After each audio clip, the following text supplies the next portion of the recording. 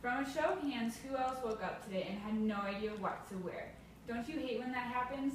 Honestly, like you need one more thing to worry about after you already wake up from your nice cozy bed and automatically start thinking about all the things you need to do today.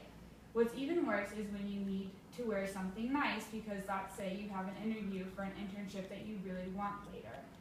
And trust me, as someone who has had an internship for the Department of Defense and now runs and manages a store all before the age of 20, looking good on paper is only half the battle. As young adults venturing into the world of careers, it is imperative that you know how greatly your future depends on a first impression. What does it mean then to accomplish? What does it mean then to dress for success, and how do we accomplish it?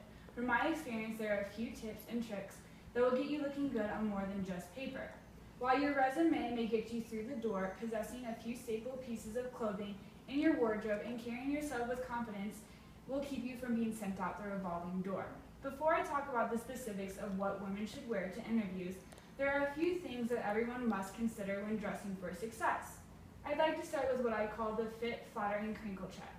Firstly, do your clothes fit properly is an excellent question for you to start with. Having clothes that are too big or too small do not send a message of seriousness or credibility. Rather, they send a message of being unorganized and not professional. This applies also to how well or not your clothes flatter you. Clothing should be aesthetically pleasing, meaning in order for them to be flattering, they need to complement your body type and shape as well as your skin tone. Lastly, to complete the fit and flatter and crinkle check, your clothing should pass the crinkle test. That is, are there any wrinkles and do they need to be ironed? If so, you either need to take them to the dry cleaner so they can be correctly pressed, or you can do it yourself. On that note, let's talk about caring for your hair before an interview. Hopefully it goes without saying that you should shower and wash your hair and body before interacting with people who can possibly be a crucial deciding factor in your future. Make sure to brush or comb your hair, and if you are going to style it, make sure it is a style that you have practiced before in order to avoid any unwanted mishaps. You also want to make sure you are giving yourself ample time to do your hair just in case any mishaps do arise. Another thing to keep in mind is getting a haircut before an interview. There is nothing wrong with getting a trim and a cleanup because it helps you look polished and well put together. But getting a drastic haircut that is very different from your current style is not a good move. You should be focusing on your conversation with the person interviewing you rather than regretting your decision to get a Jennifer Aniston long bob from the $1.99 barber down the road. While hair care is important, considering how you smell is also very important. Like I said before, hopefully you know to shower before interacting with someone. But you also need to be aware of the perfume you use. There is nothing wrong with lightly spraying yourself with a gentle, fresh scent. But it is a bit offensive to nostrils when you smell as if you bathe in your scent of choice. Now that we have covered the basics, let's go into some more specifics. Obviously, as women, we put more thought into what we wear, which can cause us a bunch of headaches when trying to find the right outfit. To make life easier, here is a list of clothing items every woman should have in her closet for the professional working world. A black skirt, a blazer, dress pants, a day dress, a white button-down, nude heels or flats, or black heels or flats. Any combination of these items will keep you looking well put together and professional. And because the black and white are practically black canvases, you can add your own pops of colors with fashion jewelry and scarves. Makeup can be considered as an accessory as well. We put makeup on to highlight and add to our already existing facial beauty. That being said, keep in mind the fit and flatter rule that I talked about earlier. It does not make sense to wear so much makeup that you end up looking like a clown or wear makeup exactly how your grandmother does it. Sorry, Grandma.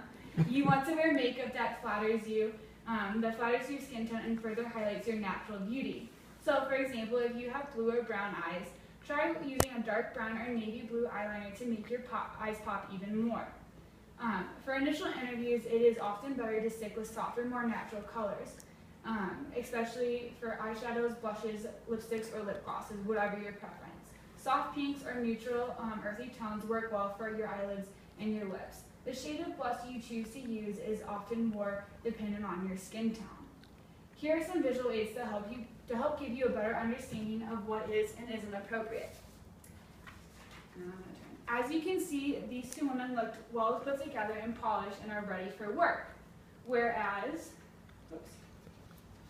these two girls, while they do look cute, are not ready for work. The one girl is probably really ready for the beach, and the other girl is ready for a night out on the town. Remember, if you look good, then you feel good. And confidence is another key item to always be wearing. Confidence is something you should never leave the house without. Your confidence can either make you or break you. Not everyone has the charisma and charm of George Clooney, so we are left to improvise. A lot of building your self-esteem and confidence stems from self-affirmation. That is reminding yourself of all your wonderful qualities and what makes you a great candidate. For example, it may sound goofy, but facing yourself in a mirror and repeating your strong qualities out loud to yourself will help boost your self-confidence. So immensely preparing yourself by doing research on the company that you are interviewing with.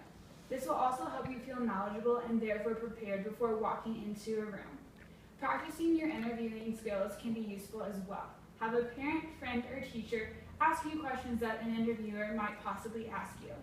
Have them critique your answers so that you can learn and be more prepared, because you want to avoid saying words like yeah, like, and just stuttering.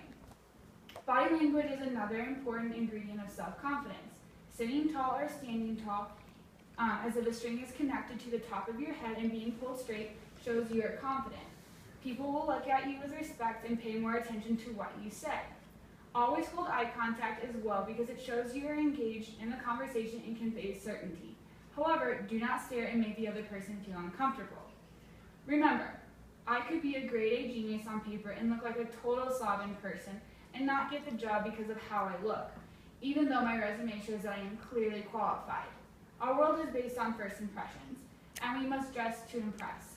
Taylor Momsen, the actress behind the fashion-forward and extremely driven character of Jenny Humphrey on Gossip Girl, sums it up perfectly. Your individual style is your impression to the world. You can add your own flair and style to the staple pieces of clothing I described earlier, as long as you walk out of the house looking clean, well put together, and confident. That being said, go out into the world, taking with what I have shared with you today, and dress for the dream job that you've always wanted, because you are already halfway there. Thank you. Very good.